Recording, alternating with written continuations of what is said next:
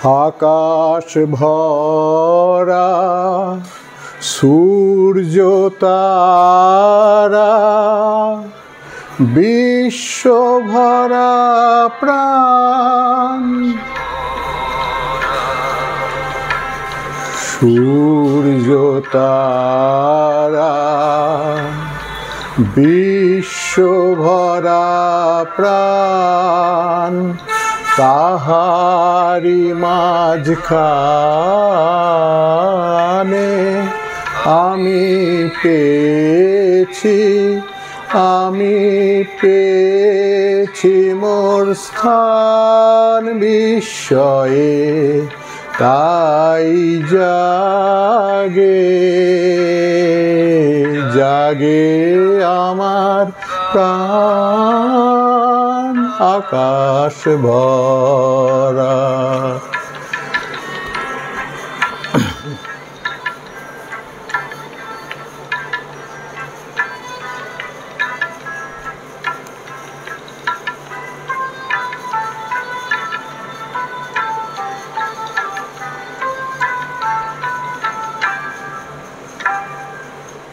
অসীম কালে যে হিল্লোলে জোয়ার ভাটায় ভুবন দোলে, নারীতে মোর ভক্ত ধারায় হেছে তার নাম বিস্ময়ে, তাই জাগে আমার। তো আমাদের আজকের টপিক দ্য ইউনিভার্স।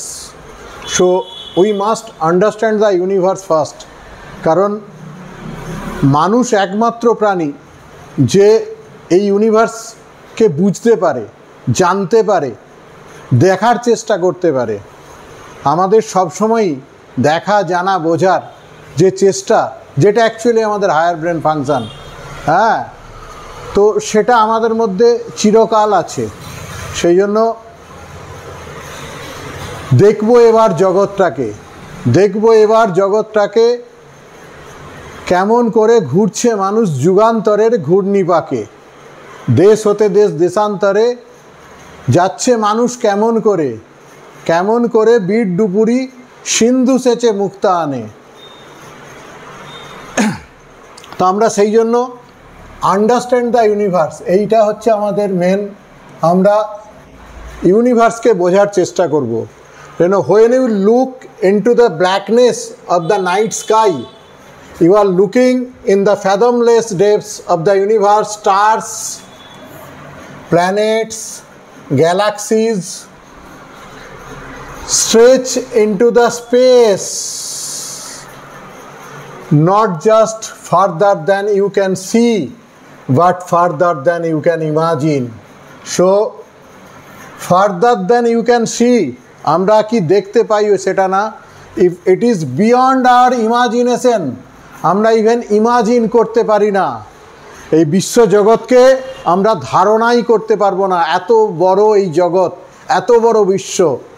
সেই জন্য রবীন্দ্রনাথ যে বললেন বিশ্বভরা সূর্য তারা, সেই বিশ্বভরা সূর্য তারা এই জিনিসটাই আমরা দেখব। এবং এর কি বিশালতা, কি ভাস্টনেস, ইট ইজ এন্ডলেস।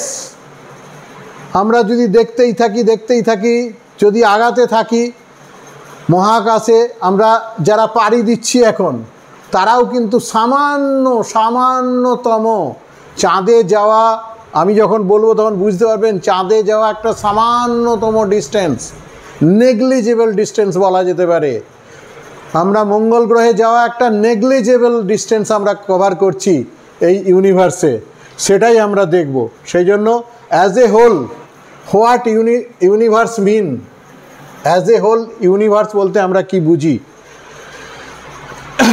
ইউনিভার্সে মোট 4টে জিনিস আমাদের এই পুরো বিশ্ব এখানে মোট 4টে ফ্যাক্টর যদি আমরা বুঝতে পারি এবং কোরিলেট করতে পারি তাহলে আমরা আমাদের এই বিশ্বকে বুঝতে সচেষ্ট হব। First is matter. আমরা জানি পদার্থ দিয়ে এই জগৎ তৈরি, যদিও সেটা সম্পূর্ণ জানা নয়। পদার্থ একটা সামান্য অংশ মাত্র, যেটাকে আমরা ম্যাটার বলছি। Second is energy. এটা ভীষণ ইম্পর্ট্যান্ট। আমি আমার আলোচনার বহু জায়গাতেই এই ম্যাটার আর এনার্জির ওপরে আমি অনেক কথা বলেছি, এখনও বলবো, আমরা এইগুলোরই ধারণা করব। হ্যাঁ, কিন্তু ইউনিভার্সে ম্যাটার আর এনার্জির সাথে টাইম এবং স্পেস, সো এই 4টে factor, matter, number 2 energy, number 3 time and number 4 space, এই 4টে জিনিসকে যদি আমরা বুঝতে পারি এবং কোরিলেট করতে পারি তাহলেই কিন্তু আমরা বিশ্বকে কিছুটা হলেও আমাদের বোঝার মধ্যে আনতে পারবো। So we are also derive from matter and energy. আমাদের নিজেদের সৃষ্টিও এই ম্যাটার আর এনার্জির থেকেই। লাইফ কাকে বলছি আমরা? লাইফ হচ্ছে it is association between mass and energy. এখান থেকে লাইফ স্টার্ট করে এবং যখন মাস থেকে এনার্জি ডিসোসিয়েট করে যায় তখন আমাদের ডেথ হয়। সেই জন্য সেটাও কিন্তু মাস আর এনার্জি, এই পার্ট আমি অন্য জায়গাতে এটার বিশদ আলোচনা করেছি। So life starts from association of matter and energy, এটা আমরা বুঝলাম। Universe is so vast, it is unimaginable. আমরা কল্পনাতেও আনতে পারবো না। আমি যখন আলোচনা করব দেখবেন যে কল্পনা করাও কত কঠিন। And it is ever expanding, এবং এটা বড় হয়েই চলেছে, বড় হয়েই চলেছে, বড় হয়েই চলেছে, বড় হয়েই চলেছে। ইট ইজ এভার এক্সপ্যান্ডিং, বাড়তে বাড়তে বাড়তে বাড়তে বড় হতেই থাকছে। And steadily since it's beginning, কখন শুরু হয়েছিল এই বিগিনিং? আমাদের মোটামুটি ধরা হয় এর বিগিনিং হচ্ছে 13.8 বিলিয়ন ইয়ার্স। 13.8 বিলিয়ন ইয়ার আগে আমাদের এই ইউনিভার্স শুরু হয়েছিল, following the explosive event of big bang. আমাদের মনে করা হয় যে বিগ ব্যাং থিওরি আছে, যে যেখানে একটা প্রকাণ্ড বিস্ফোরণ হলো সেটাকে আমরা বিগ ব্যাং বললাম। সেটা কখন না 13.8 বিলিয়ন ইয়ার্স এগো, এবং তারপরে আমাদের এই ইউনিভার্স শুরু হলো। সুতরাং এইটা হচ্ছে আমাদের ইউনিভার্সের শুরু। আমরা বললাম বিগ ব্যাং থিওরি। এই বিগ ব্যাং থিওরিতে ধরা হচ্ছে এই একটা এক্সপ্লোশন হলো, এই এক্সপ্লোশনটা হওয়ার পর থেকে এই স্পেসটা বাড়তে থাকছে, বাড়তে থাকছে, বাড়তে থাকছে। ইট ইজ এভার এক্সপ্যান্ডিং, বেড়েই চলেছে, বেড়েই চলেছে, বেড়েই চলেছে। সুতরাং এই স্পেসটা বাড়তে গেলে আমাদের একটা ফ্যাক্টর লাগে, সেটাই হচ্ছে টাইম। সুতরাং এই হচ্ছে টাইম। সুতরাং এই টাইম স্কেলটা এখান থেকে এলো বিগ ব্যাংয়ের পরে। এই যে এক্সপানশন অফ ইউনিভার্স, এতে যে সময়টা, সেটা একটা টাইম ফ্যাক্টর এলো, এবং এই যে এভার এক্সপ্যান্ডিং স্পেস বাড়ছে বাড়ছে বাড়ছে, সুতরাং এটা এভার এক্সপ্যান্ডিং স্পেস, এই স্পেসটা বাড়তে রইল।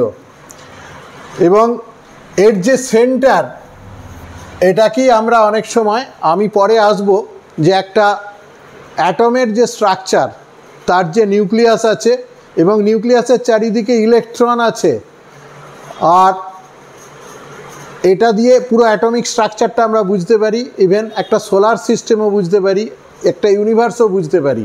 সুতরাং এই স্ট্রাকচারটাকে আমরা বেসিক মডেলটাকে ফলো করব, এবং তার যে সেন্টারে আছে সেটাকেই আমরা ব্রহ্মণ বলে ধরি। আমি ওই আলোচনাটা পরে আসছি।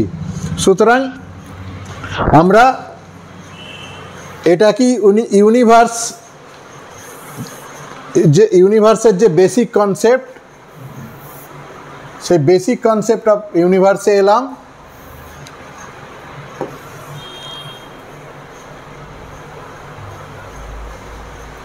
এবার আমরা ইউনিভার্স সম্পর্কে কিছু আইডিয়াতে আসব। ইউনিভার্সের আইডিয়াতে আসছি। The universe is so vast, to get some idea to measure we use light year scale. আমরা যে কোনো জিনিসকে যদি মেজার করতে চাই তাহলে আমরা কিছু একটা মাপবার একটা রেফারেন্স আমরা চাই। যেমন আমরা যদি এইটাকে মাপি, এটা কত ইঞ্চি আছে, এটাকে মাপতে গেলে আমরা একটা ইঞ্চের স্কেল ইউজ করতে পারি। আমরা যদি কোনো একটা ডিস্টেন্স মেজার করি, সেটাকে কিলোমিটার বা মাইলে মেজার করতে পারি। এখানে আমরাও এই যে ইউনিভার্সের যে ডিস্টেন্স, এই ইউনিভার্সের ডিস্টেন্সটাকে আমরা লাইট ইয়ার দিয়ে, লাইট ইয়ার মানে আলোক, লাইট 1 সেকেন্ডে, light can travel 1,86,000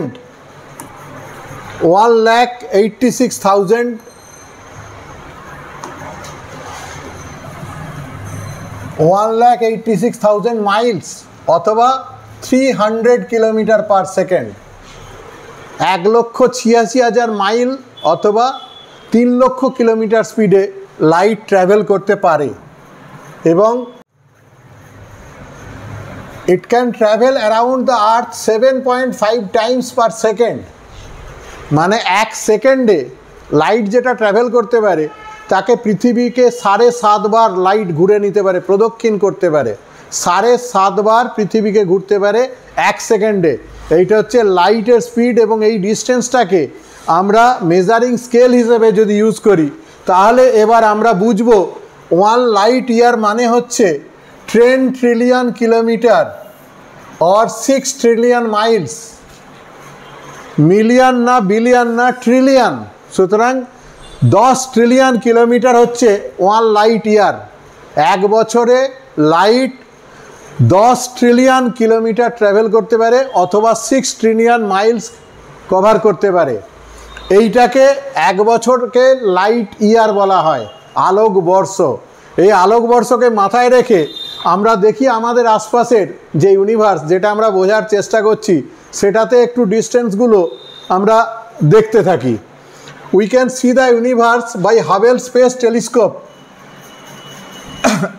the light from the farthest galaxy took 13 trillion years to reach us. যেটা ফার্দেস্ট গ্যালাক্সি, হাবেলস টেলিস্কোপ দিয়ে, স্পেস টেলিস্কোপ দিয়ে আমরা দেখেছি আমাদের যে লাস্ট, যে সবচেয়ে দূরে যে গ্যালাক্সিটা আছে, সেখান থেকে আমাদের কাছে আলো আসতে মাত্র 13 ট্রিলিয়ন ইয়ার্স।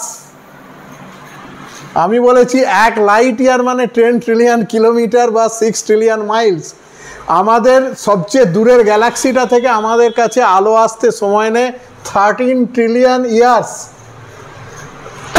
একটু যদি মন দিয়ে ভাবেন, একটু যদি বোঝার চেষ্টা করেন, তাহলে বুঝতে পারবেন যে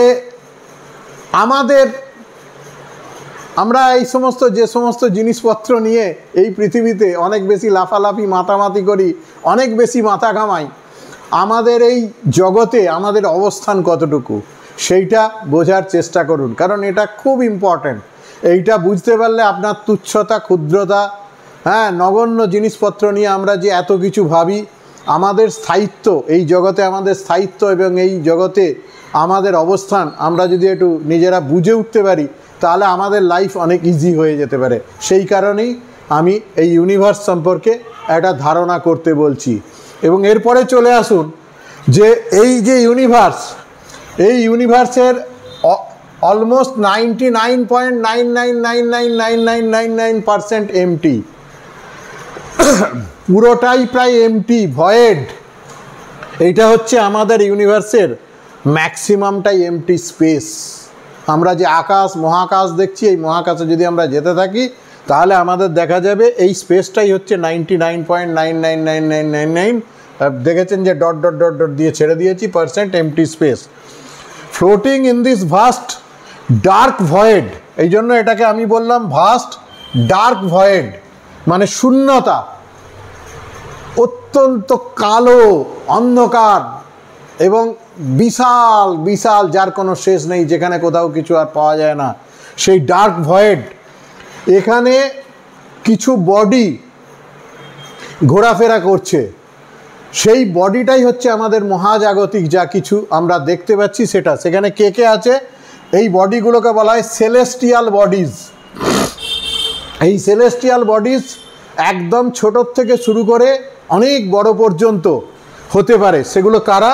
সেই রেঞ্জটা হচ্ছে their range from grains of dust আমাদের যে ধূলিকণা ওখান থেকে শুরু হতে পারে, সেখান থেকে প্ল্যানেটস, মানে আমরা যে পৃথিবীতে আছি এটা একটা প্ল্যানেট অথবা স্টার। আমাদের সূর্য হচ্ছে একটা স্টার, ওই স্টার হতে পারে এবং গ্যালাক্সি হতে পারে। আমাদের সূর্য আমরা যেখানে আছি সেটাকে বলা হয় মিল্কি ওয়ে গ্যালাক্সি, সুতরাং সেই গ্যালাক্সিটা হতে পারে। তাহলে দেখুন 0 টু ইনফিনিটি, একদম সসীম থেকে একদম অসীমে চলে যাচ্ছে ব্যাপারটা। আমাদের একটা ডাস্ট থেকে আমাদের নিজেদেরকে আমরা ওই জন্য আমরা বলতে পারি উই আর স্টার ডাস্ট, আমরা নক্ষত্র বিন্দুর কণা মাত্র। হ্যাঁ, আমরা নিজেদেরকে স্টার ডাস্ট বলে মনে করতে পারি। সেই জন্য our solar system is part of one such galaxy called Milky Way galaxy and our Earth is mediocre planet in it only. সুতরাং আমাদের যে সোলার সিস্টেম, এই solar system is part of Milky Way galaxy, such galaxy, গ্যালাক্সিটার নাম হচ্ছে milky Way Galaxy. আমার ভিডিওতে কোনো কোনো জায়গায় দেখতে পাবেন, একটু মিল্কি ওয়ে গ্যালাক্সিকে আমি দেখাবার চেষ্টা করব আপনাদেরকে। এরপরে আমি একটুখানি মিল্কি ওয়ে গ্যালাক্সি দেখিয়ে দিচ্ছি। ওই গ্যালাক্সির মধ্যে আমরা আছি, ঠিক আছে? সো এবং আমাদের পৃথিবীটা হচ্ছে একটা মিডিওকার প্ল্যানেট। এরকম নয় যে আমাদের পৃথিবীটা অনেক বড় প্ল্যানেট বা কিছু, এটা জাস্ট একটা মাঝারি সাইজের গ্রহ যাতে আমরা বসবাস করছি। সুতরাং এই হলো, যদি পুরো বিশ্বকে ভাবা যায়, ধারণা করার চেষ্টা করা হয়, তাহলে এইখানে আর্থের পজিশন এই জায়গায়।